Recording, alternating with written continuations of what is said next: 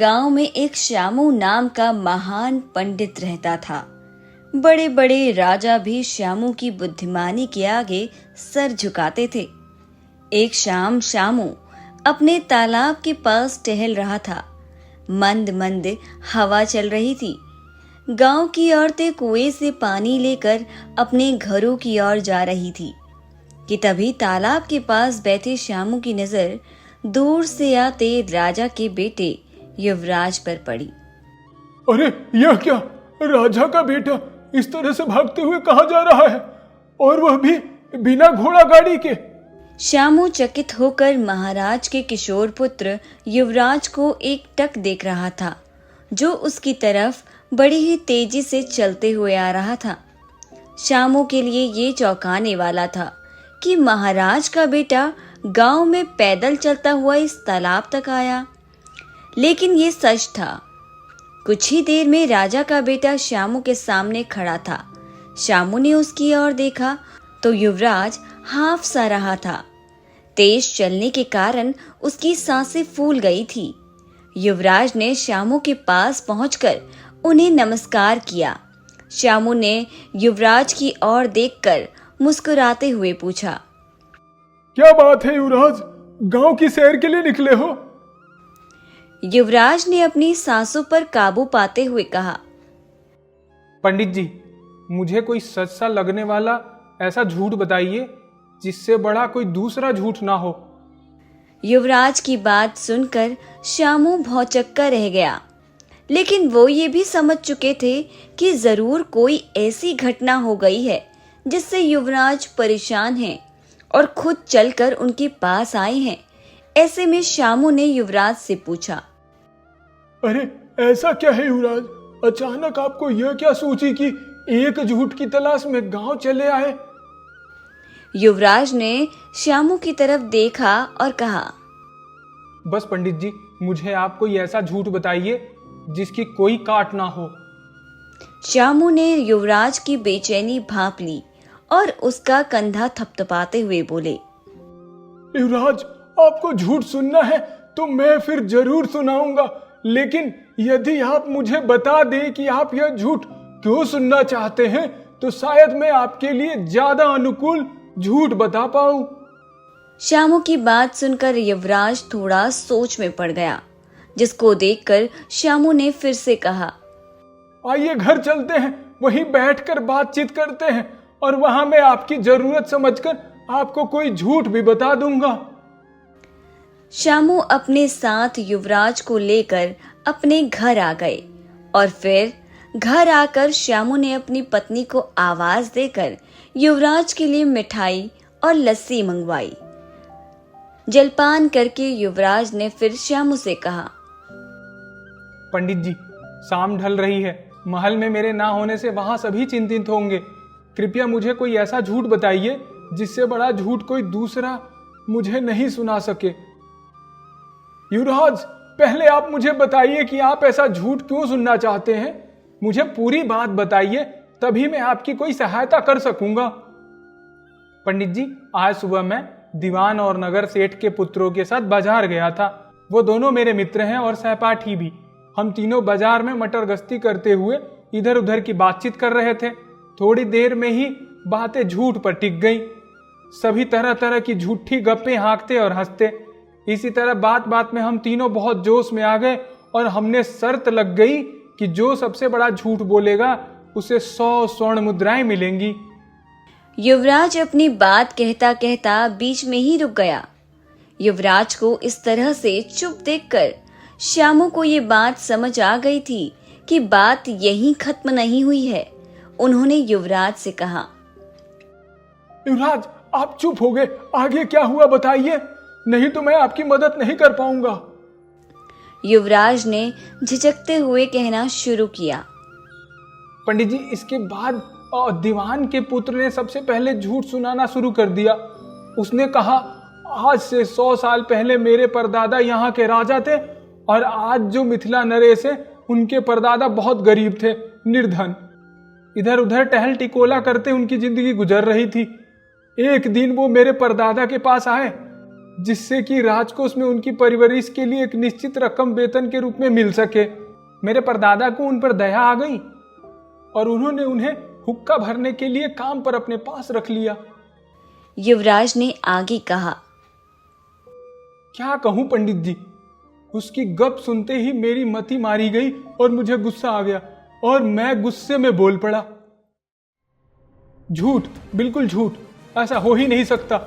मिथिला नरेश का वंश वृक्ष राजमहल में उपलब्ध है, जिसमें साफ लिखा है कि वर्तमान नरेश के पिता कौन थे, उनके पिता के पिता, पितामह के पिता, पर पितामह के पिता, वृद्ध पर पितामह के पिता, यानी सुदूर अतीत से लेकर वर्तमान तक का ब्यौरा है। चाहो तो देख लो। अब मैंने कब कहा कि सच कह रहा हूं? अरे यार, बात तो झूठ की थी। लो, मैंने सुना दिया सबसे बड़ा झूठ। अब निकालो 100 स्वर्ण मुद्राएं। और जब चूंकि शर्त में हार गया था, इसलिए मैंने दीवान के पुत्र को 100 स्वर्ण मुद्राएं दे दी। श्यामू ध्यान से युवराज की पूरी बात सुन रहा था। उन्होंने युवराज की ओर देखा और पूछा, फिर क्या हुआ युवराज? पंडित जी, इसके बाद नगर सेठ के पुत्र ने झूठ बोलना शुरू किया। उसने कहा कि एक बार राज्य में भयंकर बाढ़ आई हुई थी, सारे खेत खलिहान डूब गए थे, गांव के लोग जीवन रक्षा के लिए पलायन कर गए।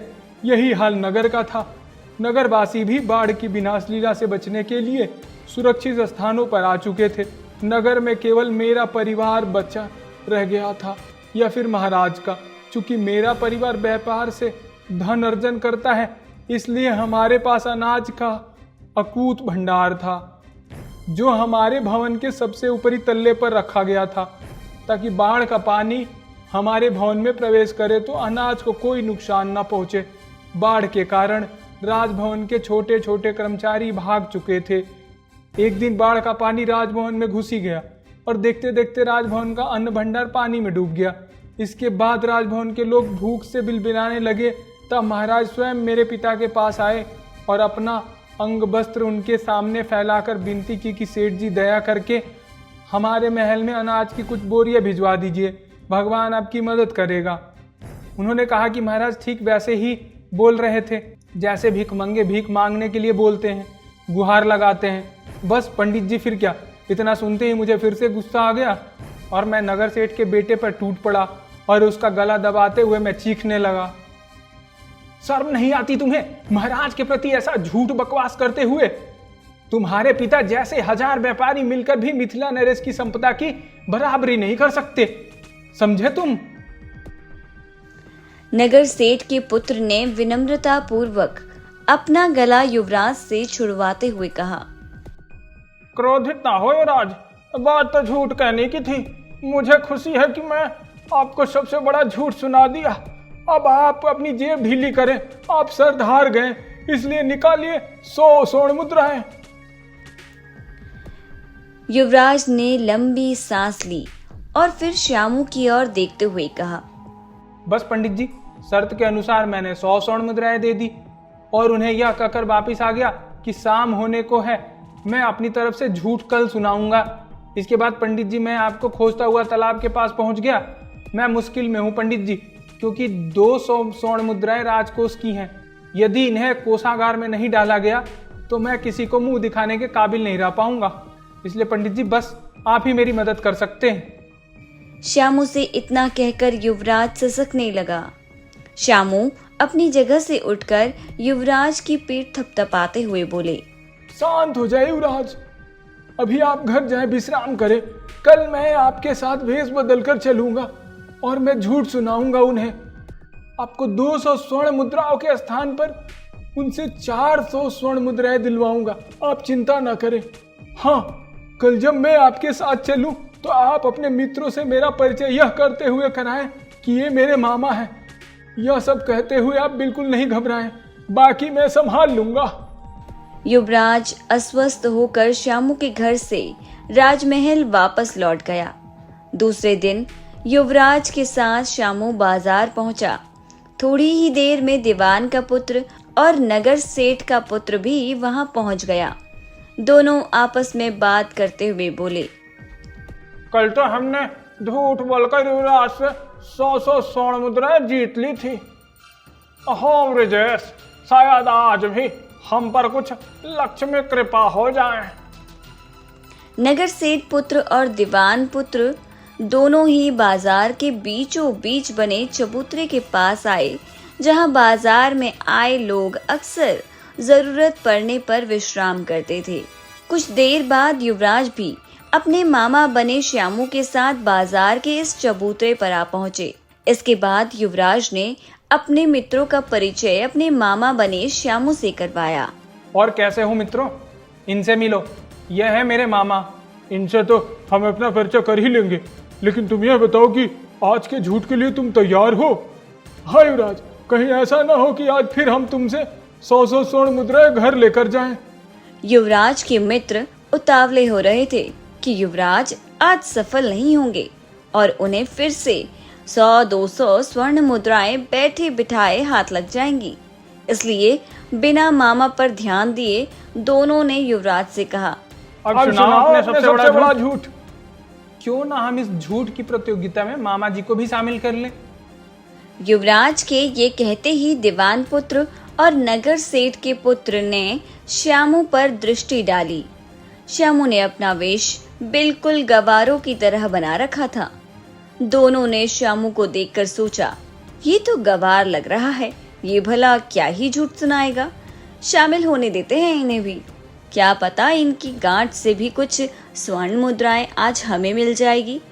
फिर दोनों ने एक साथ कहा, कोई बात नहीं राज, इन्हें भी शामिल कर लो, मगर शर्त इन्हें भी बता दो, सबसे बड़ा झूठ यदि नहीं बोल पाए तो इन्हें 200 स्वर्ण मुद्राएं देनी पड़ेंगी। युवराज ने चौंक कर पूछा, 200 स्वर्ण मुद्राएं क्यों? कल तो शर्त 100 स्वर्ण मुद्राएं पर ही लगी थी। कल की बात कल गई, आज तो शर्त यही लगेगी। युवराज कुछ कहता कि उससे पहले युवराज के मामा बने श्यामू ने कहा, मुझे आप लोगों की शर्त मंजूर है। अब आप लोग बताएं, पहले कौन झूठ सुनाएगा? युवराज को भरोसा हो चुका था कि अब कमान श्यामू के हाथ में आ चुकी है, इसलिए युवराज चुप रहा कि तभी दीवान पुत्र बोला, आप युवराज के मामा हैं तो हमारे भी मामा ही तो हैं। आप ही पहले सुनाइए झूठ, लेकिन याद रहे झूठ ऐसा हो जिसका तोड़ ना हो, वरना याद रहे आपको 200 स्वर्ण मुद्राएं देनी पड़ेगी। दीवान पुत्र की बात पूरी होती उससे पहले ही श्यामू ने अपनी जेब से एक थैली निकाली और उनके सामने थैला खोलते हुए कहा, यह देखिए, इस थैली में स्वर्ण मुद्राएं हैं। मैं तो ठहरा गंवार आदमी, थैली में युवराज को थमा देता हूँ। यदि मैं झूठ न सुना सकूं, तब युवराज तत्काल आप दोनों को 200 स्वर्ण मुद्राएं इस थैली से निकाल कर दे देंगे, ठीक है ना? श्यामू की बात सुनकर युवराज के दोनों मित्र प्रसन्न हो गए। इसके बाद श्यामू ने कहना शुरू किया, मेरे दादा के पास एक घोड़ा था, 10 गज ऊंचा घोड़ा। मेरे दादा के गांव में एकमात्र ऐसी जगह थी जहां यह घोड़ा बांधा जा सकता था। इतना कहते ही श्यामू चुप हो गए और तब दोनों मित्रों ने उत्सुकता दिखाते हुए पूछा, कौन सी जगह थी वह? वह जगह थी गांव के 300 साल पुराने बट वृक्ष की छतनार डालियों के नीचे, क्योंकि हमारे इलाके में आम घरों की ऊंचाई 2 गज होती थी और पेड़ भी बहुत हुए तो 3-4 गज ऊंचे बस, और घोड़ा 10 गज का। श्यामू अपने चेहरे के हाव भाव के साथ साथ अपने कहने के अंदाज में भी उतार चढ़ाव लाते रहते, जिसके कारण सभी बड़े ध्यान से उनकी कहानी सुन रहे थे। अपनी कहानी को आगे बढ़ाते हुए श्यामू ने कहा, और फिर कुछ दिनों में ही घोड़े के शरीर पर एक बट वृक्ष पैदा हो गया। घोड़े की पीठ पर उगे बट वृक्ष की डाली 3-4 मील तक आकाश में फैल गई। मेरे दादाजी ने उन डालों पर 10 फीट मिट्टी डलवा दी।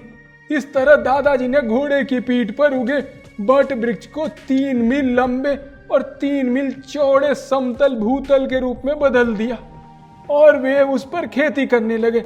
सिंचाई की आकाशी व्यवस्था थी, मतलब कि जहां कहीं भी पानी बरसता दादाजी घोड़े को वहां ले जाते।